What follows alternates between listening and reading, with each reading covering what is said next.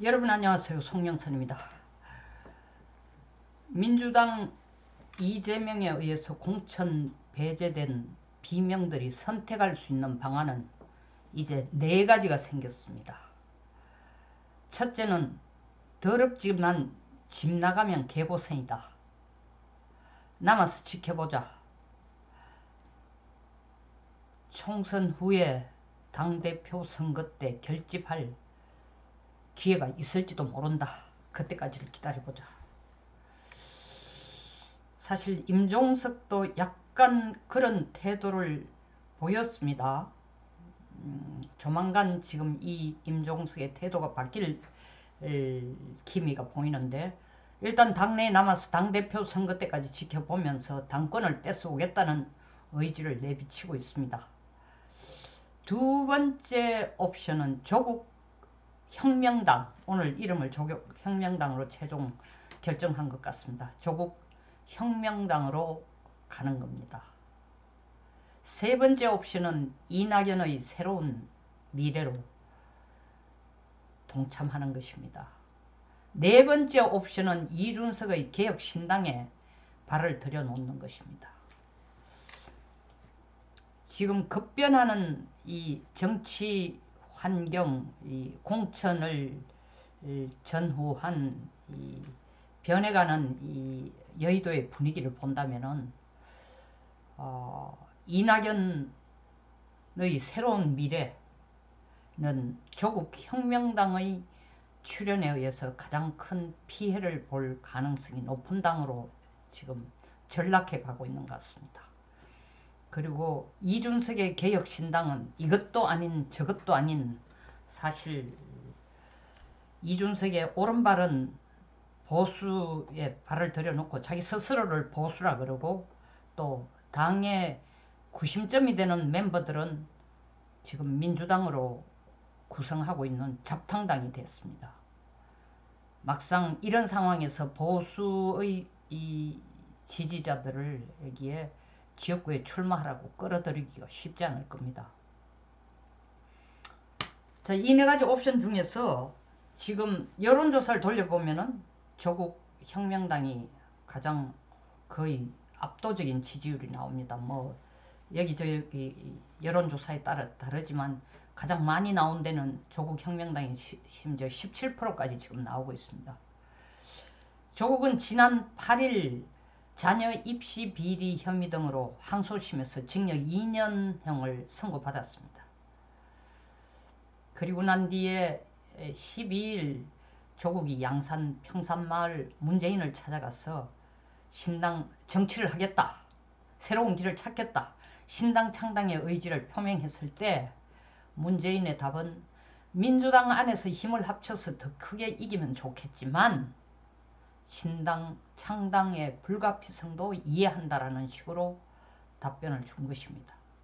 벌써 이때 문재인은 양쪽 다리를 다 걸쳐놓은 거죠. 이재명 쪽에 한 발, 그리고 조국이 창당을 해서 정치를 할 때는 또 한 발. 왜?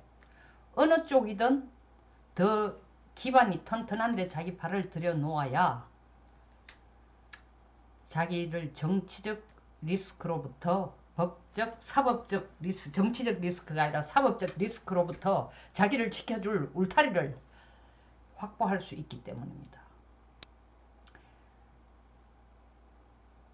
그리고 또한 12일 문재인이 조국에게 이렇게 답했을 때는 이재명의 본심을 속속들이는 몰랐을 겁니다. 이렇게 나올 줄은, 임종석을 쳐낼 줄은, 막걸리를 이재명과 함께 마시면서 나눈 얘기로 최소한 내가 부탁하는 3사람은 좀 지켜주게 했을 때까지만 해도 이런 엄청난 일이 벌어질 줄 몰랐을 겁니다. 임종석은 지금 중성동갑에 나와서 선거운동을 하고 있습니다. 그러면서 임종석의 표면적인 태도는 나 당에서 안 나간다, 당에 남아서 당권을 뺏어오겠다 라는 의지를 내비치고 있습니다. 그러나 문재인이 임종석의 팔을 당기면서 어깨를 토닥거리며 조국 신당에 동참해라. 선거 후 조국이 대법원 판결로 국회의원 배지를 계속 달고 가지 못하더라도 그 당을 이어가야 될 사람은 임종석 너야. 나와서 여기에 말뚝을 박아라. 라고 얘기한다면 임종석 역시 문재인의 제안을 거절할 수가 없을 겁니다.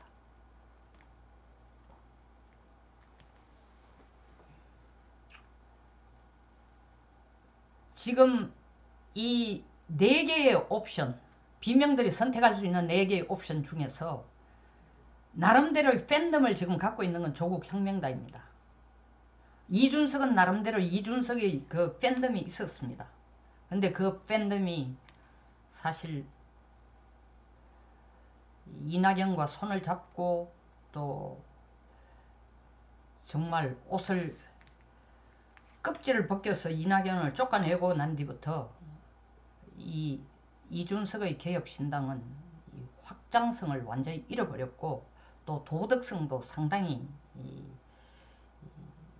진짜 이미지에 이준석의 정치적 리더로서의 이미지에 상당한 흠집이 나버렸기 때문에 확장성도 떨어지고 그리고 당성의 어떤 선명성도 떨어지고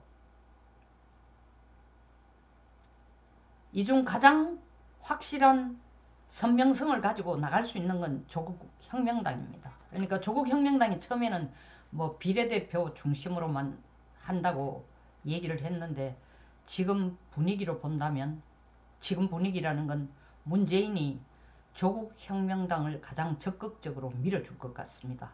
자기의 가장 확실한 울타리가 될 수 있는 것이고 또한 조국에 대한 정치적인 자기는 빚이 있다고 생각합니다.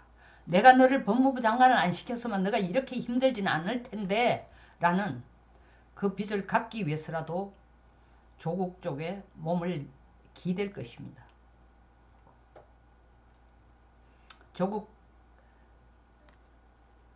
혁명당이 아니고 조국혁신당입니다. 조국혁신당이 3월 3일 출범을 한다고 하니까 당내에서 지금 공천 배제된 비명들이 어떤 모양을 가지고 얼마만큼의 숫자가 조국혁신당으로 몰리느냐에 따라 문재인은 자기가 살아남을 수 있는 기회를 확보할 수 있느냐 없느냐, 사법적인 리스크로부터 자기가 보호받을 수 있는 기회를 얻을 수 있는 것이냐 없는 것이냐를 알 수 있게 될 것입니다. 문재인도 이제 느꼈을 겁니다. 이재명의 칼끝이 자기 목 밑에 들어와 있다는 것. 향후 한 10일 정도 좀 지나면은 이 공천 배제된 비명들이 어떠한 선택을 할 것인지, 그리고 이러한 비명들의 진짜 이합 집산이 우리 국민의힘 선거에 어떤 긍정적인 효과를 가져다 줄 것인지 우리가 직접 확인하고 또 두 눈으로 볼 수 있는 기회가 주어질 것 같습니다. 송영선의 시사 360 여기서 마치겠습니다. 끝까지 시청해 주셔서 감사합니다.